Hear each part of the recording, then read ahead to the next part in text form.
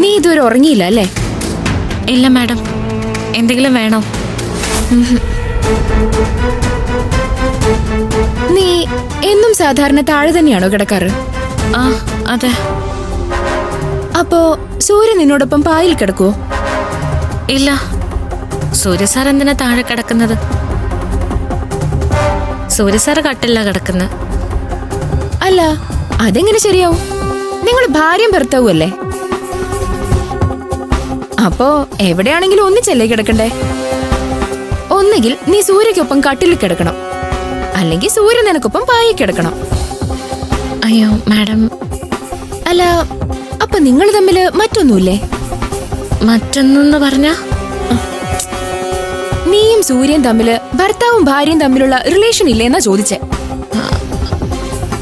അങ്ങനെയൊന്നും ഇല്ല മാഡം. ഓ, അതെന്താ? നിങ്ങളുടെ വിവാഹം കഴിഞ്ഞ് ഒന്നിച്ചൊരു റൂമിൽ താമസിക്കുന്നു, എന്നിട്ട് അങ്ങനെയൊന്നും ഇല്ലാന്ന് പറഞ്ഞ? മാഡം, അത് പിന്നെ സൂര്യ സാർ എന്നെ താലി കെട്ടിയ കാര്യം പത്മ മാഡം പറഞ്ഞു കാണുമല്ലോ. ഓ യാ, പറഞ്ഞു. തികച്ചും അൺഎക്സ്പെക്റ്റഡ് ആയി, ആരും പ്രതീക്ഷിക്കാത്ത ഒരു സമയത്ത് അല്ലേ? ഞാൻ ശരിക്കും ഞെട്ടിപ്പോയി മാഡം. ഈ സിനിമയിലൊക്കെ കാണുന്ന പോലെയില്ലേ, കുറച്ചു കാലം സൂര്യ സാറിന് എനിക്ക് പേടിയായിരുന്നു. എന്നിട്ട് ഇപ്പൊ പേടി മാറിയോ? ഓവ്. ഇപ്പൊ നീ സൂര്യ ഇഷ്ടപ്പെടാൻ തുടങ്ങിയോ? നിന്റെ സമ്മതമില്ലാതെ ബലമായി നിന്റെ കഴുത്തി താലി കെട്ടിയ ഒരാളെ എങ്ങനെ നിനക്ക് ഇഷ്ടപ്പെടാൻ പറ്റുന്നേ? ആദ്യമൊന്നും ഇഷ്ടല്ലായിരുന്നു. പിന്നെ പതുക്കെ പതുക്കെ സൂര്യ സാറിന്റെ സ്വഭാവം മനസ്സിലാക്കിയപ്പോ അത് കൊള്ളാം. വിവാഹം കഴിഞ്ഞവരാണ്, ഒരേ റൂമിൽ താമസിക്കുന്നവരുമാണ്, പക്ഷെ മറ്റൊരു തരത്തിലുള്ള ബന്ധവും ഇല്ല. എന്നിട്ടും അവനെന്താ നിന്നെ ഇത്ര ഭ്രാന്തമായി സ്നേഹിക്കുന്നേ? എല്ലാ കാര്യത്തിനും നിന്നെ സപ്പോർട്ടും ചെയ്യും. നിന്നെ ആരെങ്കിലും എന്തെങ്കിലും പറഞ്ഞ അവരെ കൊല്ലാൻ വരെ അവൻ നടക്കും. എന്നോടുള്ള ഇഷ്ടം കൊണ്ടാണ് മാഡം.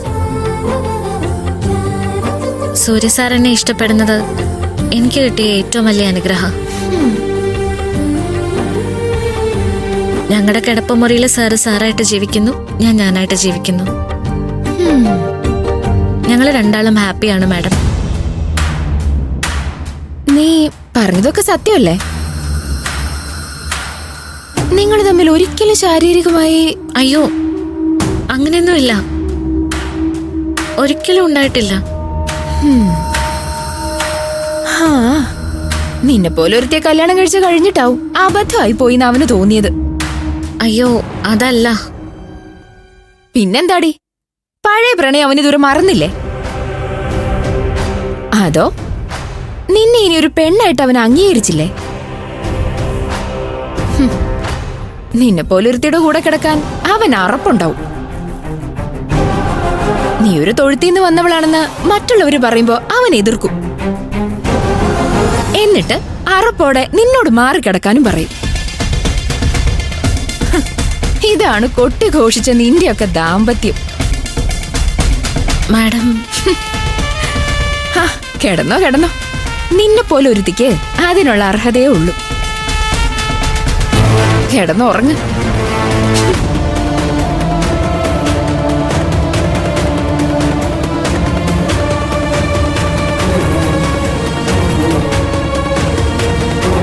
ഹരിത മാഡത്തിനോടൊന്നും പറയണ്ടായിരുന്നോ?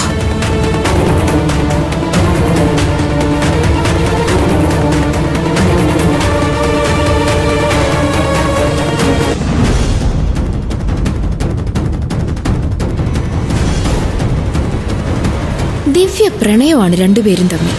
പക്ഷേ ഇന്ന് വരെ പരസ്പരം തൊട്ടിട്ടില്ല. ഇവളെ നോവിക്കാൻ ഇതിലും വലിയ കാര്യമില്ല.